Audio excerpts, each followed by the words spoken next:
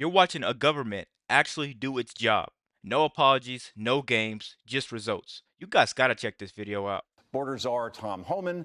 Tom, how is ICE responding to these protests? And thanks for joining us tonight. Look, we're going to continue doing our job. And yesterday we got 118 arrests. You know, I was out here yesterday to kick off this operation. And what people aren't talking about is ICE served, several warrants yesterday. These were criminal warrants. This is a criminal investigation. And today we're continuing operations. They're not going to shut us down. So guys, right there, that just lets you know they're not enforcing, they're not just enforcing. They're actually restoring. This is what happens when you let the law enforcement do what they need to do and you take the democratic handcuffs off of them. You actually get business done, you get the job done. Let's keep going, guys. We're out there right now doing operations. We're going to keep doing operations. We brought in more resources to push back the protesters, but I'll say it again, a serious warning. You can protest all you want. You got your First Amendment rights. But if you cross that line of impediment, or you're putting hands on officers or destroy property, you will be prosecuted. There's zero tolerance on crossing that lines, and that's what we're standing by. We're bringing more resources as we speak. We'll have more resources tonight. We're going to continue doing the job that American people voted Donald Trump in office to do, and we're not going to apologize for doing it. Tom, it's Alicia Acuna. Again, thank you so much for being here. During the protest yesterday, a Los Angeles City Council member called for mobilization against ICE. Listen. They know how quickly we mobilize. That's why they're changing tactics, because community defense works and our resistance has slowed them down before. And if they're escalating their tactics, then so are we. When they show up, we gotta show up even stronger. So, Tom, will the Trump administration take action against these public officials who are threatening ICE agents with resistance? Absolutely, and I think Pam Bondi and the Department of Justice are looking at that.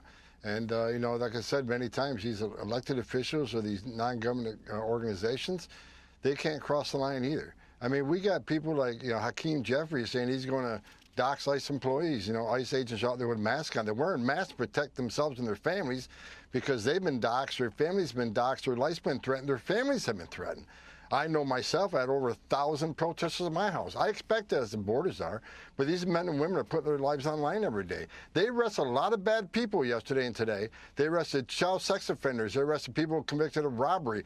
They arrested public safety. So guys, right there, imagine risking your life every day, right? And you have to wear a mask in your own country to cover your face. These ICE agents are actually warriors, and I don't think they're the villains. Zero tolerance, that is everything that Tom Homan has been preaching, and that's what Americans have been begging to hear again. Let's keep going, guys, because you really got to check this video out. Not only significant public safety threats, but national security threats. They arrested gang members. We're making Los Angeles safer. And Mayor Bass ought to be thanking us for making her city safer. And the term migrant, as Joe Concha rightfully said earlier, they're illegal aliens. There are illegal aliens in this country, and we welcome. We're the most giving country in the world. But these are illegal aliens who committed a crime by crossing this border illegally, then yet committed another crime. Again, yesterday's about a criminal investigation into money laundering, tax evasion, and some of the funds going to cartels in Mexico and Colombia that fund their operations of sending narcotics to this country, killing American people. This is about enforcing the law, and again, we're not going to apologize for doing it. We're stepping up. She says they're going to mobilize. Well, guess what? We're already ahead of the game. We're already mobilizing. We're going to bring National Guard in tonight. We're going to continue doing our job. We're going to push back on these people, and we're going to force the law. Tom, it's Lydia Hu, and I want to ask you a little bit more about these Democrat demands that ICE agents be unmasked. Some Democrats are saying that if they don't unmask, they're threatening to dox them. Listen to this. So really quick, guys, just off of hearing that, don't forget to like the video, but let me get this straight. ICE is arresting child traffickers, people that are taking advantage of our system, and the Democrats want to expose their identities. That's not politics at all. That right there is betrayal. It's getting sad, man, how low they're willing to stoop to get over on a Republican. And we only want what's best for America. Let's keep going. I don't know of any police department that routinely wears masks. We know that there are other groups that routinely wear masks. NSC 131 routinely wears masks. Sending masked men to snatch, kidnap, and disappear immigrants of all legal statuses across the country. Every single one of them. no matter what it takes, no matter how long it takes, will of course be identified. Not a lot of people know about this brand, but it's one that I and a ton of other college and pro level athletes swear by. It's called Drip Drop. It's for hydration, and watermelon's my favorite. Tom, I wonder if you can speak to that a little bit. Explain to us more, help everyone understand the threat that our ICE agents are facing by just doing their job, why they need to wear these masks, and also what actions need to be taken against Democrats who are demanding that they be unmasked, and what would happen if they do dox them and at least publish their identities. Look, it's incredible. We're at a place where the guys, the men and women who enforce law, they're the bad guys, and the ones who break the law are the victims. You kidding me? How come they didn't say anything about BLM? They're out there. They wore a mask. How about the protesters, all the college campuses? They were protesting against Israel and the Jewish students. They were wearing masks. I didn't hear a word about that for these protesters wearing masks. But ICE agents are wearing masks for one reason, because the assault on ICE officers is up over 400%. The assault on ICE officers. They're being doxxed across the country. And their families are being attacked. Their families being... So Tom Homan, guys, he's sounding the alarm, and nobody on the left is willing to listen. Nobody. If anything happens to an ICE agent, the blood is on their hands. Let's just go in and say that. The blood is on their hands. Let's keep going. Doxxed, their families are being threatened. And I certainly understand it. I have a lot of death threats. I've been doxxed. My family's been doxxed. I understand it. But they're wearing masks for one reason only: protect themselves and their families. They're doing a dangerous job. This is already a dangerous job. They got to wear a gun. They got to wear a Kevlar vest every day because they're doing a dangerous job every day. While the rest of these people, like Hakeem Jeffries, is sleeping in his bed at night at 3 a.m., nice and comfortably and safe, there's men and women of ICE on the street doing surveillance on significant public safety threats. Really bad characters and national security threats. They're taking it on every day. The men and women in Border Patrol standing on a dirt trail every night at 3 a.m. taking on the bad guy. So this is another threat against ICE agents, and we're asking the Department of Justice to look at these statements and see if there's something we can do. When do you cross that line on threatening ICE officers? And here's the problem. You know, you got all these people now attacking ICE. You saw they're writing death to ICE agents. ICE agents been threatened. Their families been threatened. And you got members of Congress. You got some judges out there that compare ICE to the KKK, ICE to the Nazis. You got city council people saying ICE are terrorists. They're feeding the hatred. And here's my concern.